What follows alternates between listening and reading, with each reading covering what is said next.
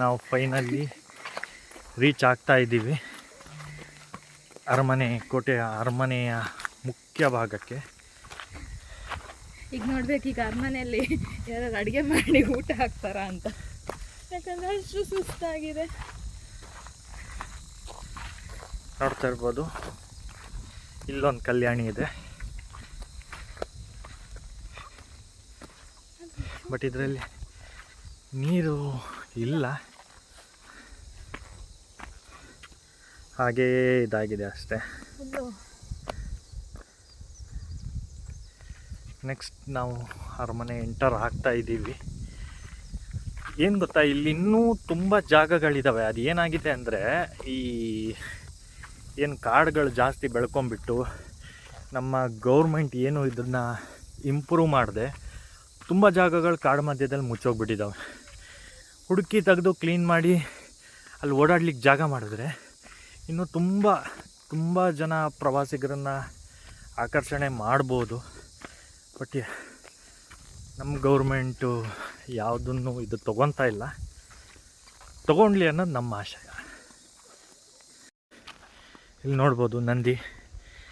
ಈ ನಂದಿನ ನೋಡ್ತಾ ಇದ್ದರೆ ನಂಗೆ ಅನ್ಸೋದು ಒಂದೇ, ನಾನು ಪ್ರತಿ ಸರಿ ಬಂದಾಗೂ ಇದ್ರ ಮುಖ ಒಂದೊಂದು ದಿಕ್ಕಿಗೆ ತಿರುಗಿರತ್ತೆ.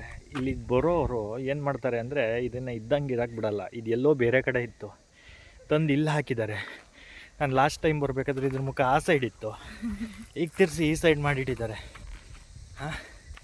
ನಮ್ಮ ಜನಗಳಿಗೆ ದೇವ್ರ ಮೇಲಂತೂ ಭಕ್ತಿ ಇಲ್ಲ, ಡಿಪಾರ್ಟ್ಮೆಂಟ್ ಮೇಲೂ ಅದು ಹೆದರಿಕೆ ಇಲ್ಲ. ಸೊ ಏನು ಬೇಕಾದರೂ ಮಾಡಾಕ್ತಾರೆ. ನಾವು ಅರಮನೆ ಎಂಟ್ರಿ ಆಗ್ತಾಯಿದ್ದೀವಿ. ಇಲ್ಲಿ 3 ಜನ ಹುಡುಗಿರು ಬೇರೆ ನಡ್ಕೊಂಡು ಬರ್ತಾಯಿದ್ದಾರೆ. ನೋಡೋಣ ಯಾರು ಚೆನ್ನಾಗಿದ್ದಾರೆ, ಅದರಲ್ಲಿ ಯಾರು ನನಗೆ ಸೂಟಬಲ್ ಆಗ್ಬೋದು ಅಂತ ಕೇಳೋಣ. ಅವ್ರನ್ನ ನೋಡಬೇಕು ಅನ್ನೋದೇ ಇಲ್ಲ, ಚೆನ್ನಾಗಿರ್ಬೇಕು ಅನ್ನೋದೇ ಇಲ್ಲ, ಹುಡುಗಿಯರು ನೋಡಿದ ತಕ್ಷಣ ಅಷ್ಟೇ. ಎಸ್, ನಾವು ಫೈನಲಿ ಅರಮನೆ ದ್ವಾರ ರೀಚ್ ಆಗಿದ್ದೀವಿ. ರೀಚ್ ಆಗ್ತಾ ಇದ್ದಂಗೆ ಇಲ್ಲಿ ನೀವು ನೋಡ್ಬೋದು, ಇದು ಈಗ ಕೊಟ್ಟಿಗೆಯಲ್ಲಿ ಮನೆ ಎದುರುಗಡೆ ಎಲ್ಲ ದನಗಳು ಕುಡಿಯೋಕ್ಕಂತ ಎಂತ ಇಟ್ಟಿರ್ತಾರಲ್ಲ, ತೊಟ್ಟಿ. ತೊಟ್ಟಿ. ಆವಾಗಿನ ಕಾಲದಲ್ಲಿ ಕುದುರೆಗಳು ಎಲ್ಲ ಇದ್ವಲ್ಲ, ಅದು ಕುಡಿಯೋಕ್ಕಂತ ಇಟ್ಟಿರೋದು. ಇದು ಒಂದು ಹೌದು, ಮತ್ತು ಅದೊಂದು ಹೌದು. ಬಟ್ ಏನಂದರೆ, ಎಲ್ಲಿ ಹೋದರೂ ನಮ್ಮ ಜನ ಚೇಂಜ್ ಆಗಲ್ಲ ಅನ್ನೋದಕ್ಕೆ ಬರಾಗಲ್ಲ. ಅವರ ಕೈ ಪಿಡಿನ ಎಲ್ಲ ಕಡೆ ತಿದ್ದಿ ಇಡೋದು. ನೋಡ್ತಿರ್ಬೋದು, ನಾವು ಅರಮನೆ ರೀಚ್ ಆಗಿದ್ದೀವಿ.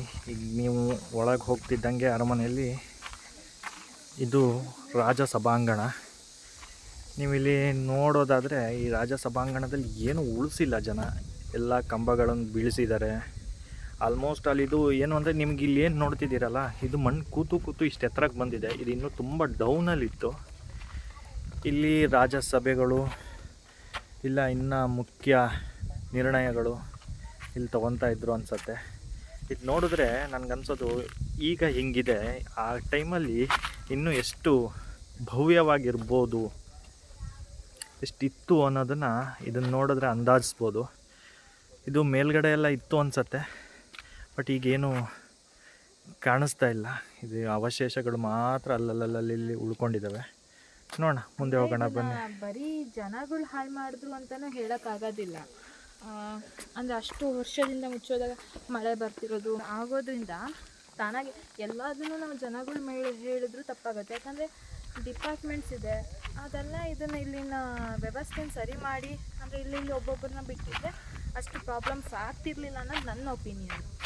ಬಟ್ ನನಗೆ ಗೊತ್ತಿದ್ದಂಗೆ ಈಗ 1-2 ವರ್ಷ 3 ವರ್ಷದಿಂದ ಡಿಪಾರ್ಟ್ಮೆಂಟವ್ರು ಇದ್ದಾರೆ ಒಂದಿಬ್ಬರು, ಮತ್ತು ಲೋಕಲೈಟ್ಸ್ಗಳನ್ನ ಸ್ವಲ್ಪ ನೋಡ್ಕೊಳ್ಳಿಕ್ಕೆ ಅಂತ ಅಂಡರ್ ಡಿಪಾರ್ಟ್ಮೆಂಟಲ್ಲಿ ತೊಗೊಂಡಿದ್ದಾರೆ.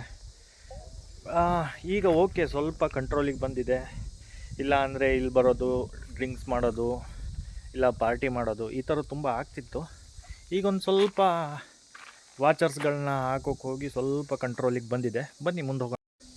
ನೀವು ನೋಡ್ಬೋದು, ಇದು ಅರಮನೆ ರಾಜ ಸಭಾಂಗಣ ಹಿಂದ್ಗಡೆ ಇರೋದು. ಮೇ ಬಿ ಇದು ಒಂದು ರೂಮ್ ಆಗಿತ್ತು ಅನಿಸುತ್ತೆ, ಗೊತ್ತಿಲ್ಲ. ಬಟ್ ನೀವು ಇದನ್ನು ನೋಡೋದಾದರೆ ಇಷ್ಟು ವಿಶಾಲವಾಗಿದೆ ಅಂದರೆ ಮೇ ಬಿ ಇರ್ಬೋದು ರೂಮ್, ರಾಜನ ಕೊಠಡಿ ಇಲ್ಲ ರಾಣಿ ಕೊಠಡಿ ಯಾವುದಾದ್ರೂ ಇರ್ಬೋದು.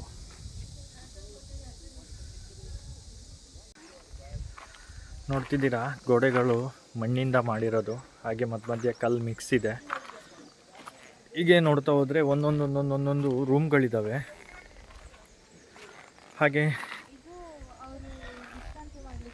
ವಿಶ್ರಾಂತಿ ಕೊಠಡಿಗಳಾಗಲಿ ಆ ಥರ ಇದ್ದಾವೆ. ತುಂಬ ರೂಮ್ಗಳಿದ್ದಾವೆ. ಆಗ ಒಂದು ರಾಜನ ಕುಟುಂಬ ಅಂದರೆ ತುಂಬ ದೊಡ್ಡದಾಗೇ ಇರ್ತಿತ್ತು ಅನಿಸುತ್ತೆ. ಇಲ್ಲಿ ಆಲ್ಮೋಸ್ಟ್ ನೀವು ನೋಡ್ಬೋದು ತುಂಬ ಕೊಠಡಿಗಳು ಎಲ್ಲ ಇದೆ, ಅದರ ಅವಶೇಷಗಳು ಉಳ್ಕೊಂಡಿದೆ. ನೀವಿಲ್ಲಿ ನೋಡ್ತಿರ್ಬೋದು, ಇದು ಒಲೆ. ಮೇ ಬಿ ಸೈನಿಕರಿಗೆ ಅಡುಗೆ ಮಾಡಲಿಕ್ಕೋ ಅಥವಾ ಇವರೇ ಅಡುಗೆ ಮಾಡಿದ್ರು, ಈ ಬಾಣಸಿಗರು ಇರ್ತಿದ್ರಲ್ಲ ಅವರು ಅಡುಗೆ ಮಾಡೋಕ್ಕೋ ಏನೋ ಗೊತ್ತಿಲ್ಲ. ಬಟ್ ಇದರದ್ದು ಡಿಸೈನ್ ನೋಡಿ, ನಿಮಗೆ ಇಲ್ಲಿ 2 ಮೇಯ್ನ್ ಒಲೆ ಕಾಣುತ್ತೆ. ಅದ್ರ ಜೊತೆಗೆ ನೋಡ್ಬೋದು ಹಿಂದೆ ಅದೇ ಬೆಂಕಿ ಮುಂದೆ ಹೋಗಿ 3 ಸಣ್ಣ ಒಲೆಗಳಿದ್ದಾವೆ. ಅಲ್ಲಿ ಏನಾದರೂ ಎಕ್ಸ್ಟ್ರಾ ಇಟ್ಕೊಬೋದು. ಈಗೇನು ಗ್ಯಾಸ್ ಸಿಸ್ಟಮ್ ಇದೆ 4-5 ಆ ಥರ ಏನೋ ಇರ್ಬೋದು ಅನಿಸುತ್ತೆ, ಇತ್ತು ಅನಿಸುತ್ತೆ. ಇಲ್ಲಿ ನೋಡಿ, ಇಲ್ಲೊಂದು ಕಡೆ ಕಲ್ಲಿದೆ, ಬಟ್ ಇದು ಎಲ್ಲಿತ್ತು ಏನೂ ಗೊತ್ತಿಲ್ಲ. ಇಲ್ಲಿ ಎತ್ಕೊಂಬಂದು ಹಾಕಿದ್ದಾರೆ ಆಯಿತಾ. ಇದು ನೋಡಿದ್ರೆ ಈಗ ಆಗಿನ ಕಾಲದಲ್ಲಿ ಈಗಿನ ಥರ ಮಿಕ್ಸಿ ಏನು ಇರಲಿಲ್ಲ ಅಲ್ವಾ, ಕಲ್ಲಲ್ಲೇ ರುಬ್ಬೇಕಿತ್ತು. ಇದು ಈಗಿನ ಕಾಲದವ್ರಿಗೆ ತುಂಬ ಜನಕ್ಕೆ ಗೊತ್ತೂ ಇಲ್ಲ, ತುಂಬ ಜನ ಇದರಲ್ಲಿ ರುಬ್ಬಿನೂ ಇಲ್ಲ. ನೋಡ್ಕೊಳ್ಳಿ, ಈ ಥರದ್ದು ಒಂದು ಇತ್ತು ಅನ್ನೋದು. ಮುಂದೆ ನಮ್ಮ ಮಕ್ಕಳಿಗೆ ಇಲ್ಲ ಮೊಮ್ಮಕ್ಕಳು ಕಾಲಕ್ಕೆ ಈ ಥರದ್ದು ಫೋಟೋದಲ್ಲಿ ಮಾತ್ರ ನೋಡೋಕ್ಕೆ ಸಿಗತ್ತೆ ಅನಿಸುತ್ತೆ. ನೋಡೋಣ ಬನ್ನಿ ಮುಂದೆ. ಹಿಂಗೆ ಮುಂದೆ ಬಂದರೆ ಇಲ್ಲಿ ಸ್ನಾನಗೃಹ ಇದೆ ಆಯಿತಾ, ಬಚ್ಚಲು ಮನೆ. ಆಗಿನ ಕಾಲದಲ್ಲಿ ಇಲ್ಲಿ ನೀವು ನೋಡ್ಬೋದು, ಈ ಬಚ್ಚಲು ಮನೆಗೆ ನೀರು ಆಗಿಂದ ಹೇಗೆ ಈಗಿನ ಥರ ಹೇಗೆ ನೀರು ಸ್ನಾನ ಮಾಡಿದ್ದು ಹೋಗ್ತಿತ್ತೋ ಅದೇ ಥರ ಹೋಗಲಿಕ್ಕೆ ಗುಂಡಿ ಬಿಟ್ಟಿದ್ದಾರೆ. ಹಾಗೆ ನೀರು ಬರಲಿಕ್ಕೋಸ್ಕರನೂ ಗುಂಡಿ ಇತ್ತು ಇಲ್ಲಿ ಒಂದು ಸಣ್ಣದು, ಅದು ಕಾಣಿಸ್ತಾ ಇಲ್ಲ, ಎಲ್ಲ ಮುಚ್ಚೋಗಿದೆ ಆಯಿತಾ. ಇಲ್ಲೂ ಒಂದು ಕಡೆ ಕಲ್ಲಿದೆ, ನೋಡ್ಬೋದು ನೀವು. ನೋಡಿ ಗೈಸ್, ಇದು ಒಂದು ಸ್ವಲ್ಪ ದೊಡ್ಡ ಆಗಿರೋದ್ರಿಂದ ಇದು ರಾಜಂದು ರೂಮ್ ಇರ್ಬೋದು, ಕೋಣೆ ಅಂತ ಅಂದ್ಕೊಂಡಿದ್ದೀನಿ, ಗೊತ್ತಿಲ್ಲ ಆಯಿತಾ. ಎಷ್ಟು ವಿಶಾಲವಾಗಿದೆ ನೋಡಿ. ಈಗ ನಾವೇನು ಮಾಸ್ಟರ್ ಬೆಡ್ರೂಮ್ ಅಂತೀವಲ್ಲ ಅದೇ ಥರ ಇದೆ. ಆಗಿನ ರಾಜನ್ ಮಾಸ್ಟರ್ ಬೆಡ್ರೂಮ್ ಇರ್ಬೋದು ಇದು. ನೀವು ಇದು ನೋಡ್ತಾ ಇರ್ಬೋದು, ಟಾಯ್ಲೆಟ್ ಥರ ಇದೆ. ಮೇ ಬಿ ಆಗಿನ ಟಾಯ್ಲೆಟ್ ಇರ್ಬೋದು, ಗೊತ್ತಿಲ್ಲ, ಇರ್ಬೋದು ಅನಿಸುತ್ತೆ, ಟಾಯ್ಲೆಟೇ ಇರ್ಬೋದು ಅನಿಸುತ್ತೆ. ಅದರದ್ದು ವಿನ್ಯಾಸ ಎಲ್ಲ ನೋಡಿದ್ರೆ ಆಯಿತು, ಅದೇ ಇದು ಟಾಯ್ಲೆಟ್ ಇರ್ಬೋದು ಅನಿಸುತ್ತೆ. ಒಂದು ವಿನ್ಯಾಸ ನೋಡಿದ್ರೆ ಇಂಡಿಯನ್ ಟಾಯ್ಲೆಟ್ ಥರನೇ ಇದೆ, ಅದೇ ಥರ ಇತ್ತು. ಆಗಿನ ಕಾಲದಲ್ಲೇ ಟಾಯ್ಲೆಟ್ ಇತ್ತು ಅನ್ನೋದಕ್ಕೆ ಇದೊಂದು ಸಾಕ್ಷಿ ಆಯಿತಾ. ನೀವು ನೋಡ್ತಿದ್ದೀರಲ್ಲ, ಇದು ಬಂದುಬಿಟ್ಟು ರಾಣಿ ಕೊಳ. ಈ ರಾಣಿ ಸ್ನಾನ ಮಾಡಲಿಕ್ಕೋಸ್ಕರನೇ ಇದ್ದಿದ್ದಂಥ ಕೊಳ ಇದು. ನೀರು ಇದೆ ಅನಿಸುತ್ತೆ, ಬಟ್ ಇಲ್ಲೆಲ್ಲ ಅಡ್ಡ ಹಾಕಿಬಿಟ್ಟಿದ್ದಾರೆ, ಗಲೀಜು ಮಾಡ್ತಾರೆ ಅಂತ. ಬೋರ್ಡು ಹಾಕಿದ್ದಾರೆ. ಐತಿಹಾಸಿಕ ತಾಣಗಳು, ನಮ್ಮ ಇತಿಹಾಸದ ವೈಭವ ನೆನಪಿಗೆ ಉಳಿದಿರುವ ಕೊಡುಗೆ, ಪ್ರವಾಸಿಗರ ಮೋಜು ಮಸ್ತಿಗಾಗಿ ಅಲ್ಲ ಅಂತ. ಆದರೂ ನಮ್ಮ ಜನ ಏನು ಇದನ್ನು ಹಾಳು ಮಾಡೋದು ಬಿಡೋಲ್ಲ. ಈಗ ಓಕೆ ನೋಡಿ, ನೀರು ಎಷ್ಟು ಕ್ಲೀನಾಗಿದೆ ಅಂತ ಕಾಣಿಸ್ತಿದೆ ನಿಮಗೆ. ರಾಣಿ ಕೊಳ ಇದು ಮಳೆಗಾಲದಲ್ಲಿ ಫುಲ್ ತುಂಬತ್ತೆ, ನೀಟಾಗಿದೆ ನೀರು. ಇನ್ನೂ ತುಂಬಿದ್ರೆ ನೀರು ಇನ್ನೂ ಮೇಲೆ ಬಂದು ಚೆನ್ನಾಗಿ ಬರುತ್ತೆ. ಇಲ್ಲಿ ನೋಡ್ತಿರ್ಬೋದು, ಇದು ಬಂದುಬಿಟ್ಟು ಪೈಪ್ಲೈನ್ ಆಯಿತಾ, ಆಗಿನ ಕಾಲದ್ದು. ಮೇಲ್ಗಡೆ ಒಂದು ಏನು ಜಲ ಆ ಥರದ್ದು ನೀರಿದೆ, ಭೀಮನ್ ತೀರ್ಥ ಅಂತಾರೆ. ಭೀಮ ಗದೆಲ್ಲಿ ಹೊಡೆದು ನೀರು ತೆಗ್ದಿರೋದು ಅಂತಾರೆ. ಅಲ್ಲಿಂದ ಈ ಪೈಪ್ಲೈನ್ ಬಂದುಬಿಟ್ಟು ಇಲ್ಲಿ ಟ್ಯಾಂಕ್ ಇದೆ ಆಯಿತಾ. ಇದರಲ್ಲಿ ತುಂಬ್ತಿತ್ತು ಅನಿಸುತ್ತೆ, ಆಮೇಲೆ ಇದರಲ್ಲಿ ತುಂಬ್ತಿತ್ತು. ಹಾಗೆ ನೆಕ್ಸ್ಟ್ ಎಲ್ಲ ರೂಮ್ಗಳಿಗೂ ಹೋಗ್ತಿತ್ತು ಇದ್ರ ಮೂಲಕ ಆಯಿತಾ. ಹಾಗೆ ಇದು ಸ್ನಾನಗೃಹ, ಅಲ್ಲೊಂದು ತೋರಿಸ್ದೆ ನಿಮಗೆ, ಅದೇ ಥರ ಇದೊಂದು ಸ್ನಾನಗೃಹ ಆಯಿತಾ.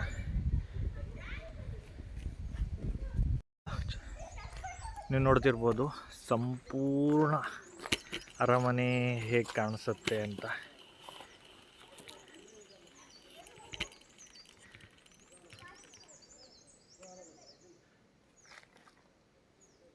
ನೋಡ್ತಿದ್ದೀರಾ ಸಂಪೂರ್ಣ ಅರಮನೆ. ಈಗಲೇ ಈ ರೇಂಜಿಗೆ ಕಾಣಿಸ್ತಿದೆ ಅಂದರೆ ಆಗ ಯಾವ ರೇಂಜಿಗೆ ಕಾಣಿಸಿರ್ಬೋದು.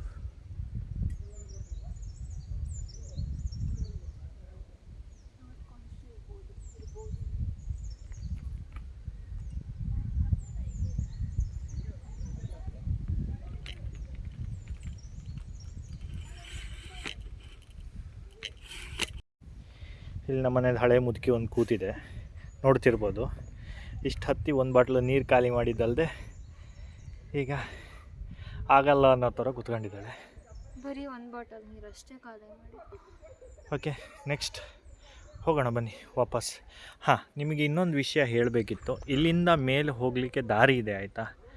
ಇದು ಲಾಸ್ಟ್ ಮಳೆಗಾಲದಲ್ಲಿ ನನಗೆ ಗೊತ್ತಿದ್ದಂಗೆ, ಲಾಸ್ಟ್ ಮಳೆಗಾಲದಲ್ಲಿ ಈ ದಾರಿ ಕುಸಿದಿದೆ ಅಂದ್ಬಿಟ್ಟು ಮೇಲೆ ಹೋಗ್ಲಿಕ್ಕೆ ಯಾರನ್ನೂ ಬಿಡಲ್ಲ. ಮೇಲೆ ಹೋದರೆ ನಾನು ಆಗ ನಿಮಗೆ ಹೇಳಿದೆ, ಒಂದು ಭೀಮನ್ ಗದೆಯಲ್ಲಿ ಹೊಡೆದು ಒಂದು ಓಪನ್ ಮಾಡಿ ನೀರು ಥರ ಬಂದಿದೆ ಅಲ್ಲಿ ಜಲ, ಆಯಿತಾ. ಅದು ಒಂದು ಪ್ಲೇಸ್ ಇದೆ. ಅದು ಬಿಟ್ಟರೆ ಫೈನಲ್ ಆಗಿ ವ್ಯೂ ಪಾಯಿಂಟ್ ಇದೆ ಮೇಲ್ಗಡೆ. ಆ ವ್ಯೂ ಪಾಯಿಂಟಿಗೆ ಹೋದರೆ ಸಖತ್ತಾಗಿ ಕಾಣುತ್ತೆ. ನಿಮಗೆ ಸುತ್ತಮುತ್ತ ನಮ್ಮದು ಇದು ಮುಳುಗಡೆ ಪ್ರದೇಶ ಆಗಿರೋದ್ರಿಂದ ವರಾಹಿ ನದಿ ಏನಿದೆ, ಆಯಿತಾ, ಯಡೂರು ಡ್ಯಾಮ್ ಅಂತೀವಿ, ಆಯಿತಾ, ಚಕ್ರ ಡ್ಯಾಮ್ ಅಂತೀವಿ, ಅದೆಲ್ಲ ನಿಮಗೆ ಇಲ್ಲಿ ಕಾಣುತ್ತೆ, ಆಯಿತಾ. ಫುಲ್ಲು ಅಲ್ಲಿ ಹೋಗೋಣ ಅಂದ್ಕೊಂಡ್ವಿ, ಬಟ್ ಏನು ಮಾಡೋದು, ಇಲ್ಲಿಗ ಬಿಡಲ್ಲ ಹೋಗಲಿಕ್ಕೆ ಅಂತಿದ್ದಾರೆ. ನೋಡೋಣ, ಇನ್ಯಾವತ್ತಾದರೂ ಬಂದಾಗ ಅದು ನಿಮಗೆ ಬಿಟ್ಟರೆ ನಿಮಗೆ ತೋರಿಸ್ತೀವಿ ನಾವು. ಏನನ್ನಿಸ್ತು ಕೌಲೇದುರ್ಗ ಕೋಟೆ? ಚೆನ್ನಾಗಿದೆ. ನಾವು ಮಲೆನಾಡಲ್ಲಿ ಇದ್ದಿದ್ದಕ್ಕೂ ಸಾರ್ಥಕ ಆಗುತ್ತೆ. ಯಾಕಂದರೆ ನಮ್ಮ ಮಲೆನಾಡಲ್ಲಿ ಇಂಥ ತುಂಬ ಒಳ್ಳೊಳ್ಳೆ ಪ್ಲೇಸಸ್ ಇದೆ. ನಾವು ಇಲ್ಲಿ ನಮ್ಗೆ ಹೇಗಾಗಿದೆ ಅಂದರೆ, ನಮ್ಮ ಮಲೆನಾಡಿಗರು ನಮ್ಮ ಪ್ಲೇಸಸ್ನ ರಿವ್ಯೂ ಮಾಡೋದಾಗಲಿ ಅಥವಾ ಅಲ್ಲಿ ಟ್ರಾವೆಲ್ ಮಾಡೋದು ಬಿಟ್ಟು ಔಟ್ಸೈಡಿಗೆ ಹೋಗ್ತಾರೆ. ಬಟ್ ಇಲ್ಲಿ ತುಂಬ ಒಳ್ಳೊಳ್ಳೆ ಪ್ಲೇಸಸ್ ಇದೆ. ಇಲ್ಲಿ ರಿವ್ಯೂ ಮಾಡಲಿಕ್ಕಾದರೂ ಅಥವಾ ಟ್ರಾವೆಲ್ ಮಾಡೋಕ್ಕೆ, ಫ್ಯಾಮಿಲಿ ಟ್ರಾವೆಲ್ ಮಾಡಲಿಕ್ಕೆ ತುಂಬ ಚೆನ್ನಾಗಿರೋ ಒಳ್ಳೊಳ್ಳೆ ಪ್ಲೇಸಸ್. ಇನ್ನೊಂದೇನು ಗೊತ್ತಾ, ನಿನ್ನ ಎದುರುಗಡೆ ನೋಡ್ತಿದ್ಯಲ್ಲ ಈ ಕಂಬ, ಏನಿರ್ಬೋದು ಇದು? ನನ್ನ ಪ್ರಕಾರ ಅಂದರೆ ನಾವು ಎಂಟರ್ ಆಗ್ತೀವಲ್ಲ ಅದ್ರದ್ದು ಅಲ್ಲ, ಏನು ಗೊತ್ತಾ ಗೈಸ್, ಈಗ ನೋಡಿ ಇಲ್ಲಿ ಕಂಬ ಕಾಣಿಸ್ತಿದೆಯಲ್ಲ ನಿಮಗೆ, ಏನಿರ್ಬೋದು ಗೆಸ್ ಮಾಡಿ.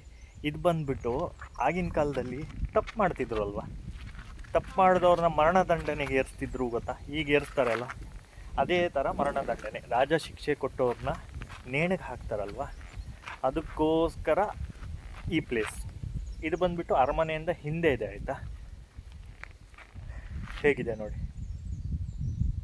ಎಷ್ಟು ಜನನ ಇಲ್ಲಿ ಮರಣ ದಂಡನೆ ಒಳಪಡಿಸಿರ್ಬೋದು, ಎಷ್ಟು ಜನನ ನೇಣಿಗೆ ಹಾಕಿರ್ಬೋದು ಇಲ್ಲಿ. ಅಂದರೆ ಎಲ್ಲರ ದೆವ್ವಗಳು ಇಲ್ಲೇ ಇರ್ಬೋದು. ಏನು ಗೊತ್ತಾ, ಚೆನ್ನಾಗಿದೆ ಕೋಟೆ, ಬಟ್ ಏನು ಅಂದರೆ ಜೀರ್ಣೋದ್ಧಾರ ಆಗಿಲ್ಲ. ಇದು ತುಂಬ ಜೀರ್ಣೋದ್ಧಾರ ಆಗಬೇಕು ಇನ್ನು. ಈ ಕೋಟೆ ಅಥವಾ ಪುರಾತತ್ವ ಇಲಾಖೆ ಯಾರು ಡಿಪಾರ್ಟ್ಮೆಂಟ್ಗೆ ಸಂಬಂಧಪಡ್ತಾರಲ್ವ, ಅವ್ರನ್ನ ಇದನ್ನು ಸ್ವಲ್ಪ ಉದ್ಧಾರ ಮಾಡಿದ್ರೆ ಇನ್ನೂ ತುಂಬ ಚೆನ್ನಾಗಾಗತ್ತೆ, ಒಳ್ಳೆ ಪ್ರೇಕ್ಷಣೀಯ ಸ್ಥಳ ಆಗತ್ತೆ ಅನ್ನೋದ್ರಲ್ಲಿ ಡೌಟ್ ಇಲ್ಲ. ಮಾಡಬೇಕು ಇನ್ನೂ ತುಂಬ ವ್ಯವಸ್ಥೆಗಳು, ಮೂಲಭೂತ ಸೌಕರ್ಯಗಳು. ಏನಂದರೆ ಇಲ್ಲಿ ಮೇಲ್ಗಡೆ ಎಲ್ಲಾದರೂ ಒಂದು ಟಾಯ್ಲೆಟ್ ವ್ಯವಸ್ಥೆ, ಇಲ್ಲಾಂದರೆ ಕುಡಿಯೋ ನೀರಿನ ವ್ಯವಸ್ಥೆ, ಈ ಥರ ಏನಾದರೂ ಮಾಡಿದ್ರೆ ಇನ್ನೂ ತುಂಬ ಚೆನ್ನಾಗಿರೋದು. ಯಾಕಂದರೆ ಏನು ಗೊತ್ತಾ, ಈಗ ಇಲ್ಲಿ ಬರ್ತಾರೆ, ಏನೋ ಟಾಯ್ಲೆಟ್ಗೆ ಅರ್ಜೆಂಟ್ ಆಯಿತು, ಇಲ್ಲ ಏನೋ ಅರ್ಜೆಂಟ್ ಆಯಿತು ಅಂದಾಗ ಇಲ್ಲೇ ಎಲ್ಲಾದರೂ ಮಾಡಿಬಿಡ್ತಾರೆ. ಆಗ ಏನಾಗತ್ತೆ, ಗಲೀಜಾಗೋಗುತ್ತೆ. ಈಗ ಇರೋದೇ ಇಷ್ಟು, ಇದನ್ನಾದರೂ ಉಳಿಸ್ಕೊಬೇಕು ಅನ್ನೋದಾದರೆ ಏನು ಮೂಲಭೂತ ಸೌಕರ್ಯಗಳಿದಾವಲ್ಲ ಅದನ್ನು ಸರ್ಕಾರ ಆದಷ್ಟು ಬೇಗ ಇಲ್ಲಿ ಕೊಡಬೇಕು. ಹೇಳ್ಸು, ಇನ್ನೂ ಏನೇನು ಇಂಪ್ರೂವ್ ಆಗಬೇಕು, ಇಲ್ಲಿ ಏನೇನು ಆಗಬೇಕು ಇನ್ನು ಪ್ರಕಾರ? ಒಂದು ನೀರಿನ ವ್ಯವಸ್ಥೆ ಮಾಡಬೇಕು. ಅಂದರೆ ಅಲ್ಲಿಂದ ಹತ್ತು ಬರ್ತಿರ್ತಾರೆ, ಅಷ್ಟು ನೀರು ತಗೊಂಡು ಕ್ಯಾರಿ ಮಾಡಲಿಕ್ಕೆ ಆಗಲ್ಲ ಇಲ್ಲಿವರೆಗೂ. ಅಂದರೆ ಈಗ ಮಿನಿಮಮ್ 1 ಲೀಟರ್ ಒಬ್ಬರು ಕ್ಯಾರಿ ಮಾಡ್ಬೋದು. ಹಾಗಾಗಿ ಇಲ್ಲಿ ನೀರಿನ ವ್ಯವಸ್ಥೆ ಒಂದು ಮಾಡಬೇಕು ಅನ್ನೋದು ನನ್ನ ಒಪಿನಿಯನ್. ಮತ್ತು ಆ್ಯಕ್ಚುಲಿ ಪಾಪ ಅಲ್ಲಿ ಲಾಸ್ಟ್ ಸ್ಟೇಜಲ್ಲಿ ಒಬ್ಬರು ಇಲ್ಲಿ ಅಂದರೆ ಇದನ್ನು ಅಂದರೆ ಮೇಲ್ಗಡೆ ಹೋಗಬೇಡಿ ಅಂತ ಬಿಟ್ಟಿದ್ದಾರೆ. ಅಂದರೆ ಕಾಯಕ್ಕಂತ ಒಬ್ಬರನ್ನ ಕೆಲಸಕ್ಕೆ ಇಟ್ಕೊಂಡಿದ್ದಾರಲ್ಲ ಅವರಿಗೆಲ್ಲ ಫುಡ್ ವ್ಯವಸ್ಥೆ. ಯಾಕಂದರೆ ಅವ್ರು ನಾನು ಕೇಳಿದೆ, ನೀವು ಊಟಕ್ಕೆ ಏನು ಮಾಡ್ತೀರಾ ಅಂತ. ಇಲ್ಲ ಬಾಕ್ಸ್ ತಂದಿದ್ದೀನಿ ಅಂತ. ಅವ್ರಿಗೆ ಬೆಳಗ್ಗೆ ಬಂದು ಆ ಬಾಕ್ಸ್ ಅದು ಬಿಸಿಲಲ್ಲಿ ಎಲ್ಲಿ ಕುತ್ಕೊಂಡು ತಿನ್ನಬೇಕಲ್ಲ. ಅಂದರೆ ಇಲ್ಲಿ ಏನು ಡಿಪಾರ್ಟ್ಮೆಂಟ್ ವಹಿಸ್ಕೊಂಡಿದೆ ಅಲ್ಲ, ಅವರಿಗಾದರೂ ಅಟ್ಲೀಸ್ಟ್ ಅಲ್ಲಿನ ಲೇಬರ್ಸಿಗೆ ಏನಾದರೂ ಒಂದು ಫುಡ್ ವ್ಯವಸ್ಥೆ ಮತ್ತೊಂದು ಅಥವಾ ಬೇರೆ ಏನಾದರೂ ಅವರಿಗೆ ಟ್ರಾವೆಲ್ ಮಾಡೋ ವ್ಯವಸ್ಥೆ ಏನಾದರೂ ಮಾಡಿಕೊಡ್ಬೇಕು ಅನ್ನೋದು ನನ್ನ ಒಪಿನಿಯನ್ನು. ಬೇರೆ ಇನ್ನು ಜನಗಳ ವಿಷಯದಲ್ಲಿ ಬಂದರೆ ಒಂದು ವಾಟರ್ ಬಾಟಲೆಲ್ಲ ತರ್ತಿರಲ್ಲ, ಪ್ಲೀಸ್ ಆಯಿತಾ, ಯಾರೂ ಅಲ್ಲಲ್ಲೇ ಎಸ್ದು ಹೋಗಬೇಡಿ. ಯಾಕಂದರೆ ಇದು ನಮ್ಮದೇ, ಈಗ ನಾವೇ ಪ್ರವಾಸಿಗರಂದರೆ ನಮ್ಮ ಥರನೇ ಈಗ ನೆಕ್ಸ್ಟು ಬೇರೆಯವ್ರು ಬರ್ತಾರೆ. ಎಷ್ಟು ಜನ ಅಂದರೆ ಇಷ್ಟು ಮೇಲೆ ಹತ್ತು ಯಾರಿಗೂ ಬೆಟರ್ ಏನು ಅಂದರೆ ನೀವು ಅಲ್ಲಲ್ಲಿ ಒಂದು ಡಸ್ಟ್ಬಿನ್ ಟೈಪ್ ಏನಾದರೂ ಸಿಮೆಂಟಿಂದ ಇಟ್ಟರು ಓಕೆ, ಬಟ್ ಇಟ್ಟರೆ ಬೆಟರು ಅನ್ಸುತ್ತೆ. ಒಂದು ಅದನ್ನ ಇಟ್ಟಿನೂ ಹಾಕ್ತಾರೆ ಅಂದರೆ ನಮ್ಮ ಜನಗಳಿಗೆ ಬೇರೆ ಏನು ಹೇಳೋಕ್ಕೆ ಆಗೋದಿಲ್ಲ. ಅದು ಅವ್ರ ಕಾಮನ್ ಸೆನ್ಸು. ನಾನು ಹೇಳಿದೆ ಆವಾಗಲೇ ಸ್ನ್ಯಾಕ್ಸ್ನ ಕ್ಯಾರಿ ಮಾಡಿ ಅಂತ. ಬಟ್ ಸ್ನ್ಯಾಕ್ಸ್ನ ಕ್ಯಾರಿ ಮಾಡಿದೆ, ದಯವಿಟ್ಟು ಅದೇನು ಯೂಸ್ ಮಾಡ್ತಿರೋದಲ್ಲ ಆ ಕಬರ್ಸ್ನ ನೀವು ಒಂದು ವಾಪಸ್ ರಿಟರ್ನ್ ತೊಗೊಂಡು ಹೋಗಿ, ಅಥವಾ ಏನಾದ್ರು ಡಸ್ಟ್ಬಿನ್ಸ್ ಏನಾದ್ರು ಸಿಕ್ಕಿದ್ರೆ ಹಾಕಿಲ್ಲ, ನೀವು ರಿಟರ್ನ್ ತೊಗೊಂಡೋಗಿ ಹೊರಗಡೆ ಎಸೀರಿ. ಇಲ್ಲಿ ಎಸೆದ್ರೆ ಎಷ್ಟೊಂದು ಜನ ಟ್ರಾವೆಲ್ ಮಾಡ್ತಿರ್ತಾರೆ. ಮತ್ತು ಇಲ್ಲಿ ದನಗಳು ಸಹ ಮೇಲ್ಗಡೆ ಎಲ್ಲ ಇವತ್ತಿಲ್ಲ ಅನಿಸುತ್ತೆ, ದನಗಳು ಬರುತ್ತೆ, ಅವೆಲ್ಲ ತಿಂದರೆ ಸುಮ್ಮನೆ ಅವಿಗೂ ಒಂಥರ ಪ್ರಾಬ್ಲಮ್ಸ್ ಆಗುತ್ತೆ. ಹಾಗಾಗಿ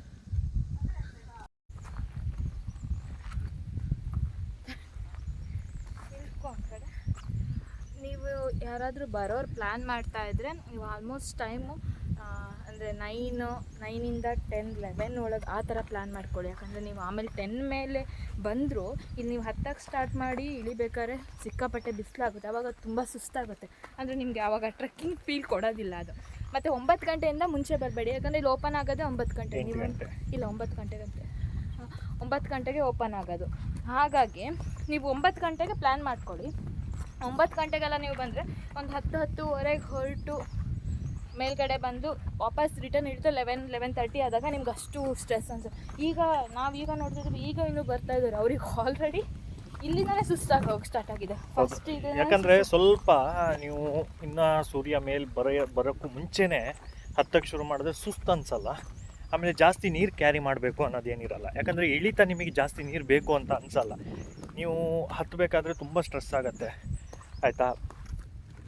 ನಾವೀಗ ನೋಡಿದ್ವಿ ತುಂಬ ಜನ ಏಜ್ ಆದವ್ರು ಕೂಡ ಬಂದಿದ್ದಾರೆ ಮೇಲ್ಗಡೆವರೆಗೆ. ಅಂದರೆ ಅವರೇ ಬರ್ತಾರೆ ಅಂದರೆ ನಾವು ಟ್ರಾವೆಲರ್ಸ್ ಎಲ್ಲ ಆರಾಮ್ಸೆ ಬಂದು ಹೋಗ್ಬೋದು. ಬಟ್ ಏನು ಅಂದರೆ ಅದೇ ನೀರು ಕ್ಯಾರಿ ಮಾಡಬೇಕು, ಸ್ವಲ್ಪ ಬೇಗ ಬನ್ನಿ ಅಷ್ಟೇ. ಎಸ್, ಇಲ್ಲಿಗೆ ಕೌಲೇದುರ್ಗ ಕೋಟೆನ ನಾವು ಕಂಪ್ಲೀಟಾಗಿ ಎಕ್ಸ್ಪ್ಲೋರ್ ಮಾಡಿದ್ದೀವಿ ಅಂತ ಹೇಳೋಕ್ಕಾಗಲ್ಲ, ಒಂದು 70% ಎಕ್ಸ್ಪ್ಲೋರ್ ಮಾಡಿದ್ದೀವಿ. ನಿಮಗೆ ನಮ್ಮ ವಿಡಿಯೋ ಹೇಗೆ ಅನ್ನಿಸ್ತು ಅನ್ನೋದನ್ನು ಕಮೆಂಟ್ ಬಾಕ್ಸಲ್ಲಿ ಕಮೆಂಟ್ ಮಾಡಿ. ಹಾಗೆ ನಮ್ಮ ಚಾನಲನ್ನು ಸಬ್ಸ್ಕ್ರೈಬ್ ಮಾಡಿ, ಸಬ್ಸ್ಕ್ರೈಬ್ ಮಾಡಿ. ಹಾಗೆ ಎಲ್ಲ ವೀಡಿಯೋಸ್ನ ಲೈಕ್ಸ್ ಮಾಡಿ, ಆದಷ್ಟು ಶೇರ್ ಮಾಡಿ. ನಿಮ್ಮ ಫ್ಯಾಮಿಲಿ ಹಾಗೆ ನಿಮ್ಮ ಫ್ರೆಂಡ್ಸ್ಗೆ ಶೇರ್ ಮಾಡಿ.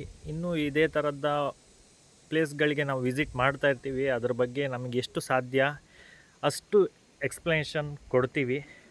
ಹಾಗೆ ನೋಡೋಣ ಮುಂದೆ ಚಾನಲ್ ಹೇಗೆ ಹೋಗುತ್ತೆ, ಹಾಗಾಗಿ ನಿಮಗೆ ವೀಡಿಯೋಸ್ಗಳನ್ನ ಕೊಡ್ತಾ ಹೋಗ್ತೀವಿ. ಮತ್ತು ನಮ್ಮ ಮಲೆನಾಡಿಗರು ವಿಶಾಲ ಹೃದಯದವರು, ನಮ್ಮನ್ನ ಫಾಲೋ ಮಾಡ್ತಾರೆ, ಸಬ್ಸ್ಕ್ರೈಬ್ ಮಾಡ್ಕೊಳ್ತಾರೆ ಯೂಟ್ಯೂಬಲ್ಲಿ. ಓಕೆ, ಎಲ್ಲರೂ ಸಬ್ಸ್ಕ್ರೈಬ್ ಮಾಡಿ.